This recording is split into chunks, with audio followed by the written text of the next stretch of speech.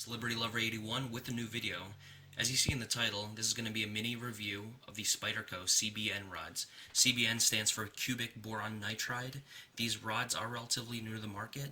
I've only had them for a few days now, but what I can say so far is I'm quite pleased with them. So I'm just going to give you my first-hand experience with them and maybe provide some other insights, if possible, on these rods. So my primary purpose for purchasing these were obviously to reprofile. I believe I read this on the Spyderco website or on one of the forums. These rods fall somewhere in between the coarseness of the medium rods that come standard with all sharp makers and the diamond rods.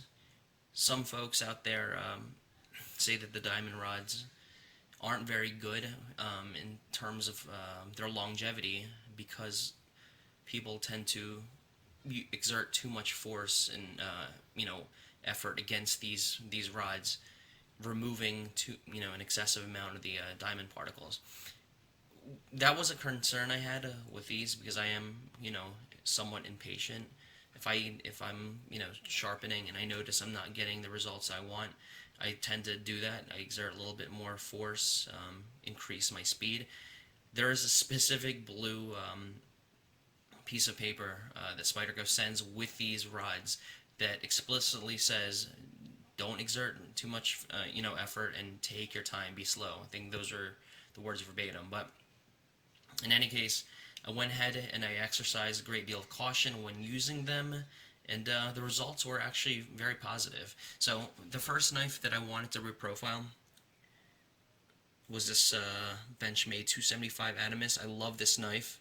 It's made of D2 tool steel, so if you want to reprofile this, it's going to be virtually impossible with a Rockwell hardness of somewhere between 58 and 61, I believe. These medium rods are not going to do it. Maybe it would possibly happen if you spent 6 to 7 hours, but who has that kind of time and energy for reprofiling? But I digress. With these rods, they're not some sort of miracle tool. Don't get me wrong. If you had a grinder or another sharpening system like the Work Sharp Ken Onion Edition, I think that's vastly superior in that it removes material at a lot faster speed. But the advantage of this is that unlike systems like that use diamonds or that use grinding belts, they don't overheat according to Spyderco's website. So that seems to be the primary benefit of these. The lack of excessive heat when you're using them for extended periods of time. Am I going to be is that going to be really an issue for me? I don't know. But it's good to know that that's not going to factor in or be a negative factor in my sharpening. But in any case, I spent a good half hour to 35 minutes reprofiling on the 15 degree, 30 degree inclusive setting on the Sharp Maker.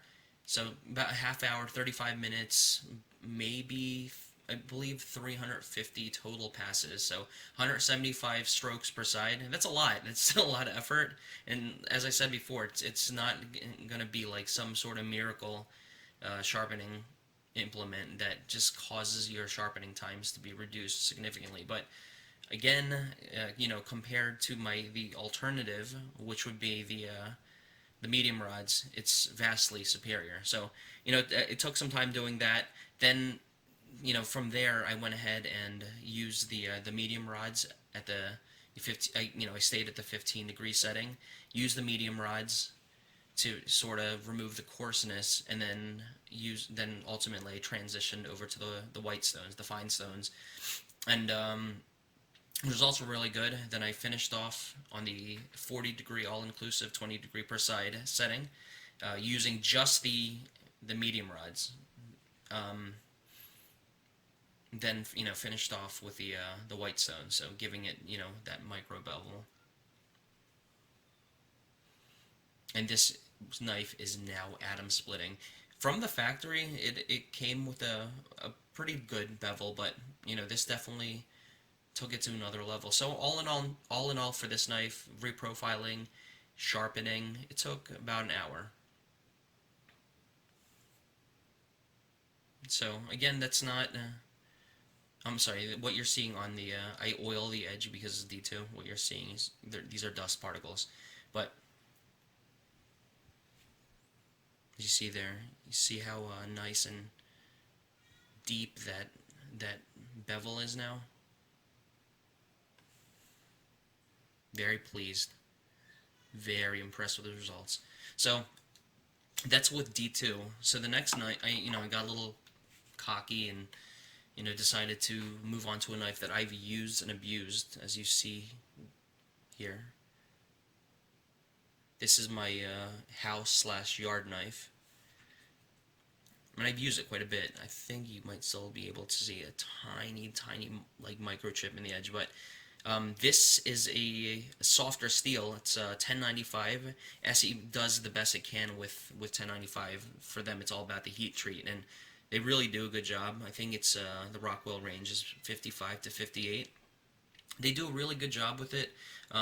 To be honest with you, it seems like maybe it's just the fact that it's a quarter-inch thick piece of steel. It's significantly thicker than the 275's stock, but it seems like I had a way harder time with this. It took me about an hour just to reprofile it, and there's more blade length. This is about a 5.5-inch blade, so I'm pretty much answering my own question right here. But yeah, it was definitely more difficult reprofiling this. I felt like I was removing before I could even get to any steel. I was scraping off a lot of paint, so it took me an hour, and then to get it to where I want it to be, where it's slicing receipt paper. It took me a good hour and a half with this knife. So all in all, two really quality knives that I'm going to be using. I've invested 2.5 hours of time. The stones cost me $47, $47 or $48. Purchased them from Knife Center. Love those guys over there. Extremely courteous, great customer service, really good prices. Anyway, I highly recommend these. I can't reiterate enough that there are definitely, and not from my experience, just from what I've read, there seem to be better sharpening systems out there as far as removing metal in a shorter period of time. But if you are an avid supporter of the sharp making system, sharp maker system, and that's what you're used to, and you're not comfortable transitioning to another system, then I would definitely recommend these. Use caution.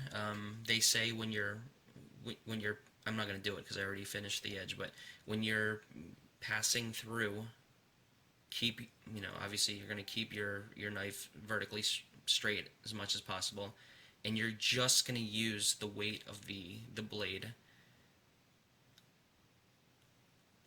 for two reasons. Number one, you want to prevent removing any of the CBN particles and causing premature uneven wear on these stones, rendering them useless. And number two, when you get to a certain point where you've let's say you're not really paying attention and you've gotten to a certain point in the reprofiling period, and you already removed the shoulders and you're just down to the edge already, well, if you pull hard enough, you're going to catch one of these particles right on your edge, and that could potentially cause a chip. So something to be mindful of. If you guys have any questions or comments, obviously you know how to contact me. Leave comments down below. Hope this was informative. Hope this could influence your decision to buy or not to buy these rods. Again, I put my stamp of approval on them for what it's worth. So, hope you guys liked the video. Thanks for watching. Have a great rest of the weekend. Take care.